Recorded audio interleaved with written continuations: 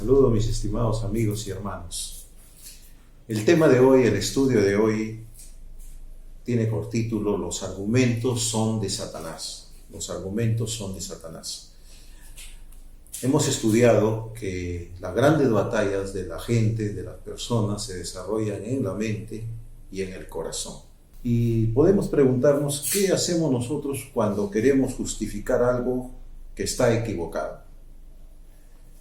¿Qué hacemos? Lo que hacemos es que presentamos argumentos, presentamos excusas, que presentamos pensamientos. Argumentos, excusas, pensamientos, digamos así que es el equivalente, ¿no? ¿Y qué cosas son los argumentos? Los argumentos son una serie de palabras, ¿no? Hasta por cierto inútiles, explicaciones a veces sin razón, descabelladas, con motivos a veces interminables, ¿no? Que ponemos nosotros por delante para justificar algo equivocado, ¿no? Alguien llegó tarde, ¿por qué llegó tarde? Por el tráfico, por una serie de razones, una serie de argumentos. Nosotros tenemos que el primer argumento mencionado en la Biblia se encuentra en Génesis capítulo 3, versos del 1 al 5. ¿Cómo empezaron los argumentos? Siempre es importante conocer los inicios de las cosas, y en este caso de los argumentos. Génesis capítulo 3, verso 1 nos dice que la serpiente era astuta más que todos los animales del campo que Jehová Dios había hecho, la cual, ¿qué le dijo a la mujer? Le dijo, con que Dios te ha dicho, no comáis de todos los árboles del huerto. Él sabía que ellos podían comer de todos los árboles, ¿no? De todo árbol, pero él puso el primer argumento, ¿no? El primer argumento en la historia, el primer pensamiento, yo diría, es como que nos dan una pregunta cauciosa de repente, como cuando uno está en la universidad y está en el examen de aptitud y nos presentan preguntas capciosas. En este caso, Satanás hizo algo así como eso, ¿no? Por su primer argumento de él fue, con que Dios os ha dicho, no comáis de todo árbol del huerto. Él sabía que eso estaba equivocado, pero lo puso. Lo puso en el campo de batalla. Es como decir, cuando nosotros criollamente decimos a veces, la pelota está en tu cancha. Lanzó la pelota y ahí cayó en el campo, en la mente de Eva. ¿Y qué hizo Eva? La mujer le respondió a la serpiente, del fruto de los árboles del huerto podemos comer, pero del fruto del árbol que está en medio del huerto, dijo Dios, no comeréis de él ni le tocaréis para que no muráis. Entonces Eva sabía cuáles eran las reglas, ¿no? Sabía ciertamente Eva lo que Dios había dicho, que no hay que comer de ese árbol porque el día que ellos comieran van a morir. Y el 4, entonces la serpiente le dijo a la mujer otro argumento.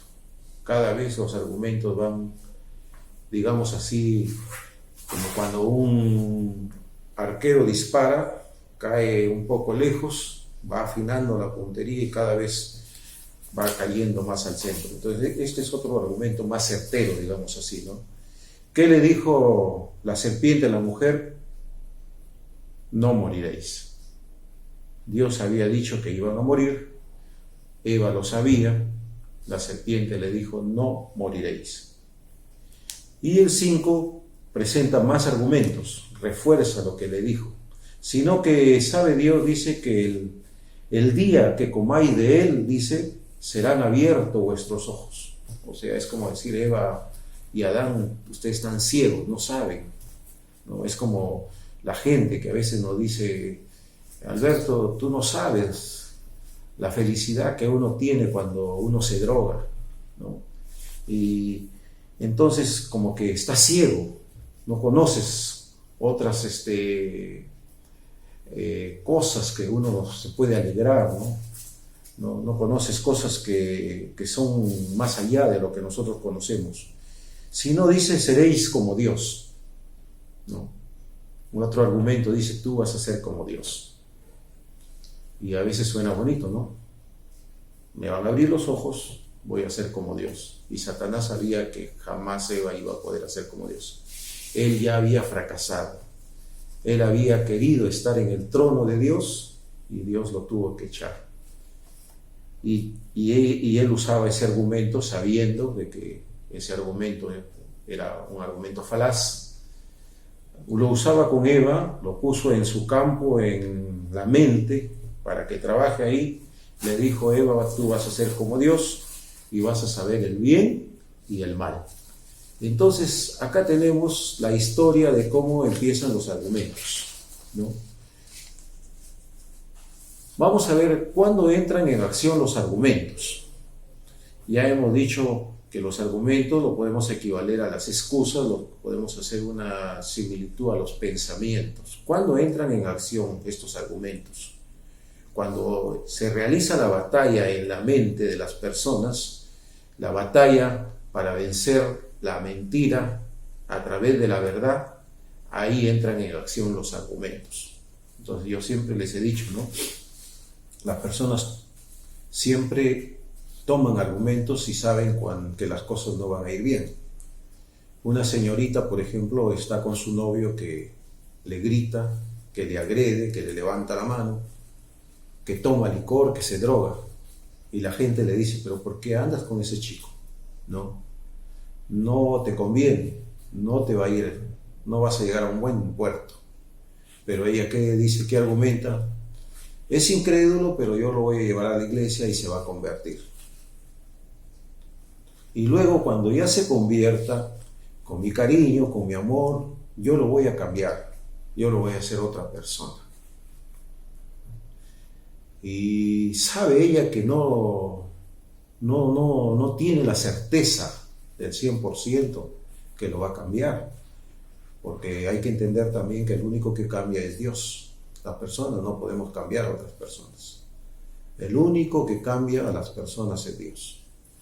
Pero ahí entran a tallar los argumentos. ¿Cuándo entran en acción los argumentos? Cuando tenemos una batalla en nuestra mente, en nuestro corazón, para vencer la mentira a través de la verdad.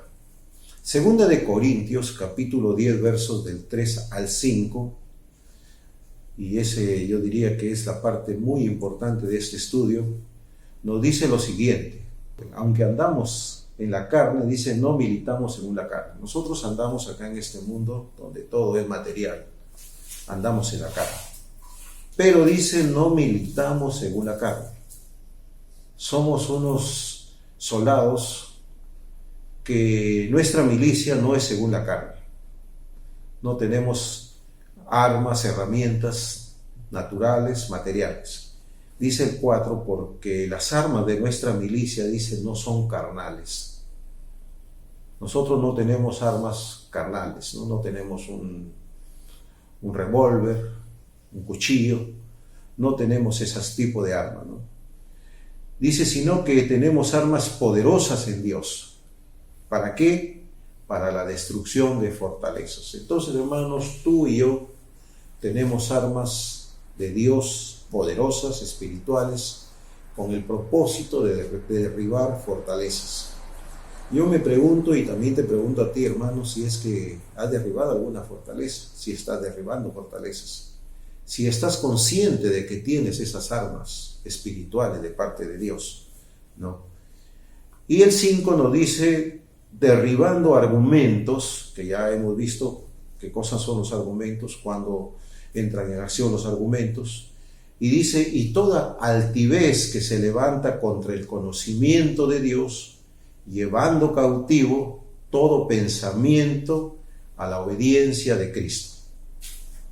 Tenemos, hermanos, armas poderosas, espirituales, tú y yo, con el propósito de derribar fortalezas, con el propósito de derribar argumentos, con el propósito de derribar todo lo que es altivo, todo lo que se levanta contra el conocimiento de Dios, Y esas armas nos sirven para llevar cautivo al todo pensamiento malo, la mentira, a la obediencia de Cristo.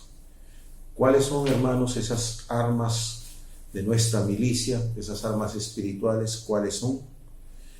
Nosotros, hermanos, tenemos batallas, quiera o no, todos los días, cada momento. Nosotros tenemos que batallar en nuestra mente, si hacemos o no hacemos, si luchamos, si queremos sacar esas mentiras que están dentro de nuestra mente. Nuestro querido pastor Pedro Vilches nos decía que no podemos evitar que las aves vuelen por nuestra cabeza, pero sí podemos evitar que ellos hagan un nido en nuestra cabeza, ¿no? Entonces salimos a la calle y de repente una señorita con un tremendo escote y entra a nuestra mente, pero ahí hay una batalla. Ahí tenemos que luchar nosotros tenazmente, fuertemente. La primera, digamos así, fila de avanzada, lo primero que está en contacto, lo que primero que entra, como decir, en un desembarco, ¿no? Las tropas que desembarcan los primeros, ahí tenemos nosotros que luchar y echar a andar, hacer uso de nuestras armas espirituales que Dios nos ha dado, ¿no? Decíamos que Efesios 6:12 nos dice que no tenemos lucha contra sangre y carne, dice, sino contra principados, contra potestades, contra los gobernadores de las tinieblas de este siglo, contra huestes espirituales de maldad en las regiones celestes. Esta lucha, queridos hermanos, amigos, es una lucha, digamos así, una lucha titánica, digamos así. No es una lucha, digamos así, fácil, ¿no? No es una lucha que yo, Alberto Coveñas, con todo lo que él tiene, sus conocimientos, etcétera, humanos, sus esfuerzos humanos, pueda entrar a tallar, a luchar.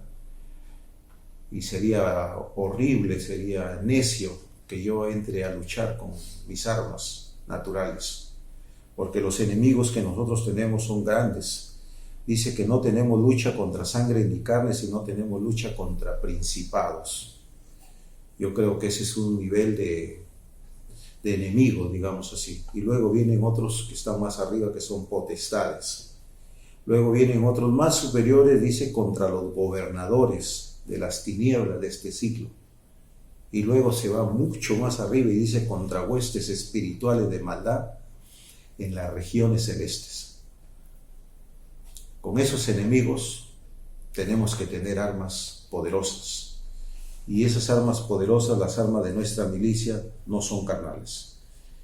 ¿Qué hago con los pensamientos que no le agradan a Dios? Aquí en nuestro campo de batalla pueden llegar muchos pensamientos. De repente llega un pensamiento que a mí me agrada, ¿no? Me agrada de repente ver algo que no es bueno, ¿no? Me agrada comer de repente demasiado, me agrada de repente dormir demasiado, me agrada de repente ver películas que no son buenas, películas de sexo, de violencia, me gusta, me agrada, ¿no? Pero ¿qué pasa cuando tengo yo pensamientos que no son agradables a Dios? ¿Qué debemos de hacer? Debemos de llevarlo, dice la palabra, cautivos a la obediencia de Cristo. La gran pregunta es, ¿y cómo lo llevamos cautivos a la presencia de Cristo? Nosotros vamos a ver que Proverbios capítulo 23, verso 7 nos dice, porque cuál es su pensamiento en su corazón, tal es él. Qué importante, hermanos, nosotros estamos haciendo un estudio de las palabras. ¿Cómo se generan las palabras? Por un pensamiento. Pensamiento se transforma en una palabra. Nosotros hablamos de lo que pensamos. Dice la Biblia, de la abundancia del corazón habla la boca. Y ese pensamiento a veces queda solamente como pensamiento y a veces baja el corazón. Paso por la calle y veo una chica con un tremendo descote y está acá y yo digo, no voy a mirar o que se aleje ese pensamiento, voy a buscar la palabra de Dios donde dice que cualquiera que miró a una mujer para codiciarla en su corazón ya adulteró con ella. Entonces yo digo, ese pensamiento, Cristo me dijo esto, así que yo no la voy a mirar porque no quiero adulterar con esa persona. Entonces venzo ese pensamiento, no bajó a mi corazón. Pero ¿qué pasa si de repente yo agarro mi celular y digo que está tan bonita que le tomo la foto y todos los días la miro y la veo y ya prácticamente bajó a mi corazón? Entonces, la palabra de Dios nos dice cuál es su pensamiento en su corazón, tal es esa persona. Entonces, hermanos, nosotros somos lo que pensamos. Lo que pensamos es fundamental y define lo que somos. La personalidad de cada uno de nosotros está establecida, hermanos, por lo que pensamos, por lo que hay dentro de nuestros pensamientos, por lo que hay dentro de nuestro corazón. Necesitamos nosotros luchar todos los días, a cualquier momento, luchar tenazmente para guardar nuestros pensamientos, para que estos sean puros. La lucha es una lucha entre la verdad, una lucha entre la mentira. Y todo, como le decimos, todo empieza con el pensar. Ya hemos visto cómo el primer pensamiento se generó en Génesis capítulo 3, ¿no? Y nosotros tenemos que nuestro Señor Jesucristo vino a este mundo, Dios hecho hombre, y Él fue como tú y como yo, tuvo los mismos deseos, ¿no? Tuvo el mismo cansancio. Cuando fue al templo y vio ahí que estaban haciendo negocio, tuvo una ira, no ira contra las personas, sino contra el pecado. Por eso la Biblia nos dice, airaos, pero no pequéis, ¿no? Y Dios dice pues que uno debe de aborrecer el pecado. ¿Y qué cosa es aborrecer? Tener un fastidio, una ira, una cólera. Esto no quiero hacer. Pero para llegar a ese nivel, a esa valla tan alta, tenemos que tener buenos pensamientos. Porque de repente, más bien, en vez de tener ira, tener fastidio, ¿no? En vez de aborrecer el pecado, más bien yo lo estoy buscando, ¿no? Yo estoy viendo dónde lo veo, ¿no? En mi celular, en mi teléfono, en las conversaciones, en las películas, estoy buscando eso. Entonces, uno de los primeros armas que Dios nos ha dado para nuestra milicia, el Señor Jesucristo, por eso estamos hablando de Él, cuando estuvo en esta tierra, que al igual que tú y yo, le pusieron pensamientos. Satanás le dijo, cuando él estaba 40 días y 40 noches sin comer, estaba con una hambre tremenda, como la gente que ahora que no podía salir y nadie vendía pollo y le decían, ¿cuándo se acaba la cuarentena para comer mi pollito? ¿No? Y ni bien ahora hay delivery, lo primero, pollito, pizzita y cosas así. Entonces estaban desesperados. Cristo yo creo que también tenía hambre. ¿Y qué le dijo Satanás? Di que estas piedras se conviertan en pan. Le puso en el terreno donde se generan las grandes batallas, le puso una semilla ahí, un pensamiento, un argumento. Tú tienes hambre, convierte estas piedras en pan. Y luego cuando ya están en pan, ¿qué vamos a hacer? Lo vamos a coger y lo vamos a comer. Pero ¿cómo reaccionó él? ¿Cómo llevó cautivo ese pensamiento a la obediencia? ¿No? Él dijo, y eso está en Mateo 4:4, escrito está, no solo de pan vivirá el hombre, sino de toda palabra que sale de la boca de Dios. Entonces aquí el escrito está en la palabra de Dios. El Señor Jesucristo se apertrechó de la palabra de Dios, la conocía mucho. Hay que entender que a los 12 años ya él tenía un conocimiento tal que podía enseñarle a los doctores de la ley, a los escribas, a los fariseos, ¿no? 12 años, y ya era un trome, digamos así, con tal conocimiento, con tal destreza de aplicar los conocimientos, de tal manera que cuando su madre lo fue a buscar y lo encontró en el templo cuando se había perdido, y le dice, hijo, ¿por qué nos has hecho esto? 3 días te andamos buscando. Y el Señor Jesucristo le dijo, mujer, que tú no sabes que yo tengo que estar en los negocios de mi padre, pero aún estaba muy niño. Tuvo que ir y someterse hasta llegar a los 33 años, cumplida la mayoría, ya pudo salir a hacer la labor que su padre le había mandado. Entonces,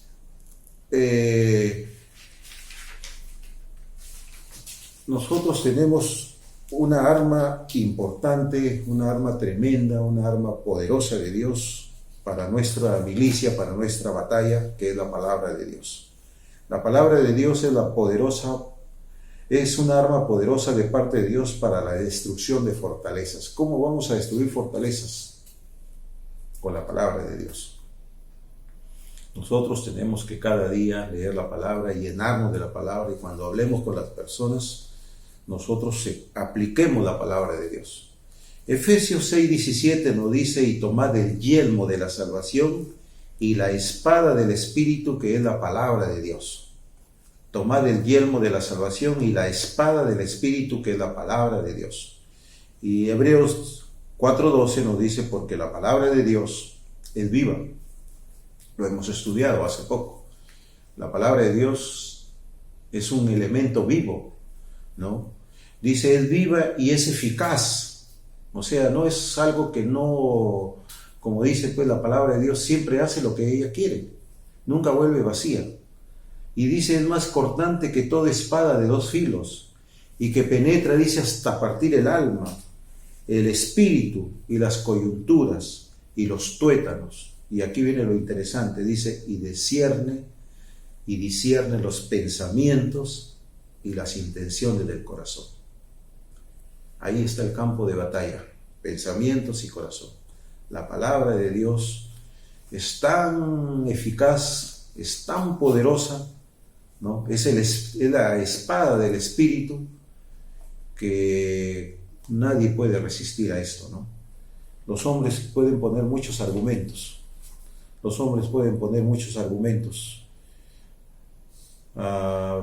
Un joven embarazó a su novia, y él la lleva a una clínica y le aplican el aborto, matan a un niño y no hay pena para él. Absolutamente no hay pena. Ellos pueden pensar que es relativa, pero la palabra de Dios no es relativa. La palabra de Dios nunca cambia. Y contra esa palabra nadie puede hacerle frente. La palabra de Dios versus los argumentos. La verdad versus la mentira. Y ¿saben qué? Nosotros ya sabemos, ya a estas alturas debemos de saber que los argumentos son de Satanás. La clase de hoy dice que los argumentos son de Satanás. Ese es el título de la clase de hoy. Los argumentos son de Satanás. ¿Y cuál es la artillería pesada, por decir? Nosotros estamos viendo que la palabra de Dios es las poderosas armas que Dios nos ha dado, armas espirituales para hacer frente a todos estos enemigos, a los principados, a los potestades, a los gobernadores de las tinieblas de este siglo, a las huestes espirituales de maldad en las regiones celestes. ¿Y qué emplea Satanás? ¿Cuál es su artillería pesada? Satanás usa los argumentos, usa las mentiras, usa las medias verdades, ¿no? Qué triste es que ahora en el internet hay bastante predicadores, bastantes mensajes, pero muchos de ellos tienen el 99% de verdad y un 1% de mentira. Y por ese 1% de mentira, todo es mentira, ¿no?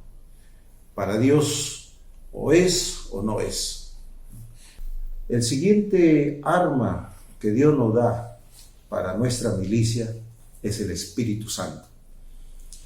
Para las personas que ya tienen a Cristo como su Salvador, ya hemos estudiado que tienen dentro de sí a Dios mismo, que es el Espíritu Santo de Dios, que somos templo del Espíritu Santo, dice, no contristéis al Espíritu Santo, dice, ¿no?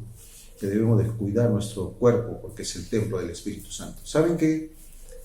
El Espíritu Santo, para mí, no sé si doctrinalmente estará bien, pero yo veo que esta arma es como por decir para casos imposibles. En una oportunidad había un señor que tenía a su hijo que estaba poseído, y este señor llamó a los apóstoles, por favor, quiero que me ayuden, que me sanen a mi hijo. Y ellos hicieron lo indecible. No sé qué ritual hicieron, pero hicieron muchas cosas y no pudieron sanar.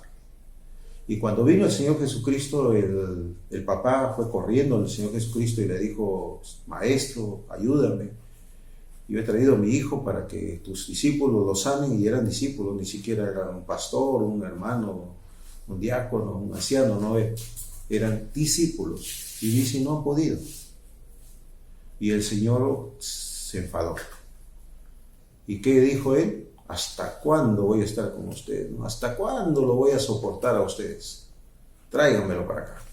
Reprendió al espíritu o a los espíritus, salieron y luego ya, qué maravilla, se fue el Señor con su Hijo Santo.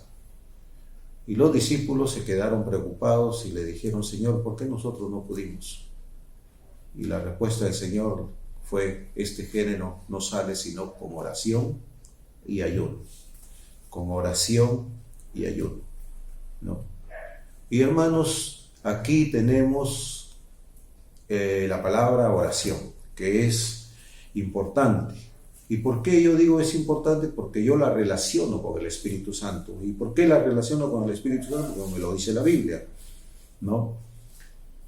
Y vemos que en Romanos capítulo 8, 26 y 27 dice: y de igual manera, dice, el Espíritu nos ayuda en nuestra debilidad, pues cómo hemos de pedir como conviene, nosotros no lo sabemos, pero el Espíritu mismo, dice, intercede por nosotros, con gemidos indecibles.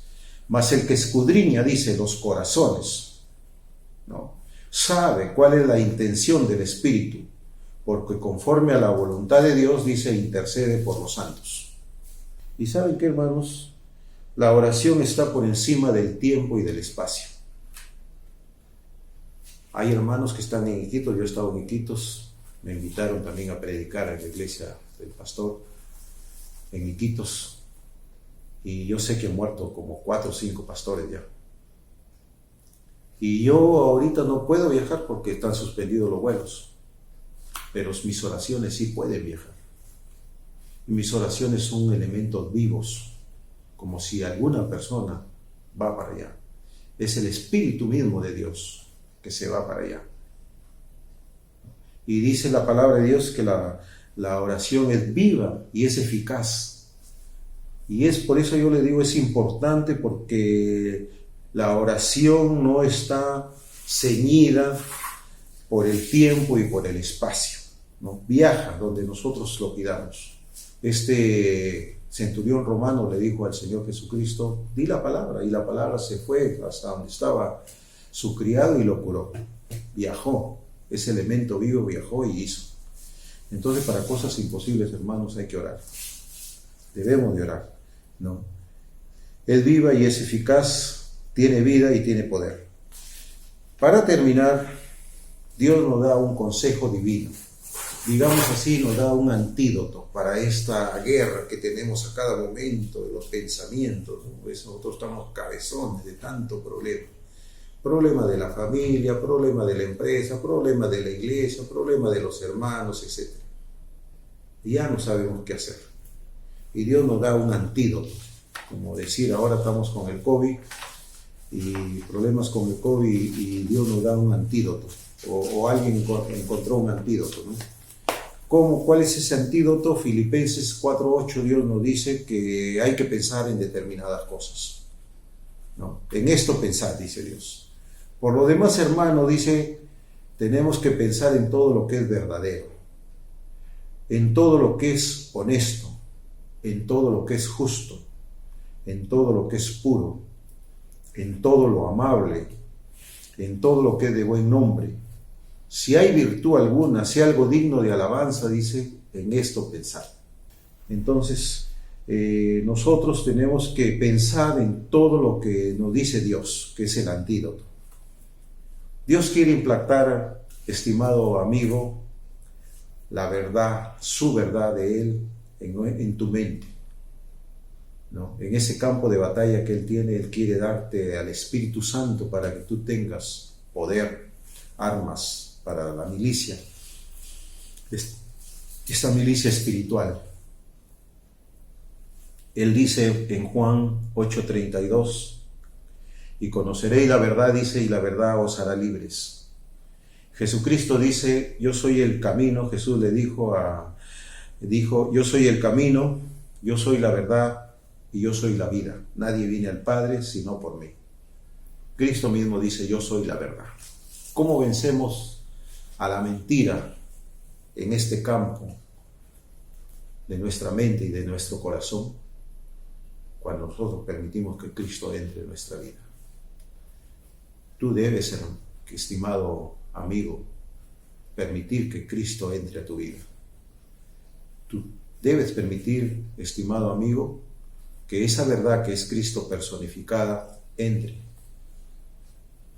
te perdone, despoje de ti todo ese tipo de mentiras y te dé ese regalo que es la vida eterna. Pero ahora viene ya otra pelea. Tú vas a decir, ¿y por qué tengo que hacerlo? Todavía soy joven, necesito yo divertirme. ¿Por qué tengo que hacerlo? Mis padres fueron de tal religión, mis abuelos también. Y yo también voy a seguir siendo, yo voy a morir siendo de esa religión. Y vas a entrar en el plano de los argumentos. Y vas a estar en una batalla. Lo recibo, lo acepto, quiero que ese Cristo que es la verdad venga y me despoje de lo que es la mentira. Y solamente lo que tú tienes que hacer es confiar, ¿no? Cristo dice que Él ha venido para darnos vida y vida en abundancia. Que el que a Él viene, Él no le echa fuera. Que Él tiene cuidado de cada uno de nosotros, mucho más que cualquier otra persona. Que Él quiere darnos la vida eterna, que Él ha venido a buscar y a salvar lo que se había perdido. ¿Quieres tú hacerlo? Ora, por favor. Yo voy a orar y si tú quieres recibirlo, haz tuya esta oración. Vamos a orar. Padre Santo, te damos gracias, Señor, por este estudio. Gracias, Señor, porque tú nos das una oportunidad que cuando llega el pensamiento, el argumento a nuestra mente, yo tengo una oportunidad de poder alejarla, si es que soy cristiano. Si yo no tengo a Cristo dentro de mi corazón, yo te suplico, Señor, que tu Hijo Jesucristo, que es la verdad, entre a mi vida, que despoje toda esta mentira, todo este viejo hombre que está arraigado dentro de mí, que me haga libre. Yo le recibo como mi Salvador personal, como dice la Biblia, ¿no? Mas a todos los que le recibieron, a los que creen en su nombre, Dios le dio la potestad de ser hechos hijos de Dios. Y yo quiero también ser un hijo de Dios. Y yo en esta noche le doy gracias a Dios porque he entendido que esta lucha la voy a llevar hasta el día de mi muerte. Una lucha de cada día, de cada momento. Una lucha entre la verdad y la mentira. Una lucha en los argumentos.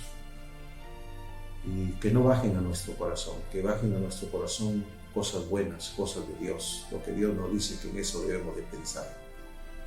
Gracias, Señor, te damos, porque confiamos que en esas promesas que tú nos has dado, Señor, tú lo vas a hacer. Yo te estoy dando gracias, Señor, por todos mis amigos, por todas las personas que están haciendo esta oración, que puedan ser salvos, que puedan tener victoria en esa lucha que nosotros tenemos cada día. Te agradecemos todo esto en el bendito nombre de tu Hijo Cristo Jesús. Amén. Estimado amigo, estimado hermano, agradecidos por este precioso tiempo. Que el Señor le bendiga.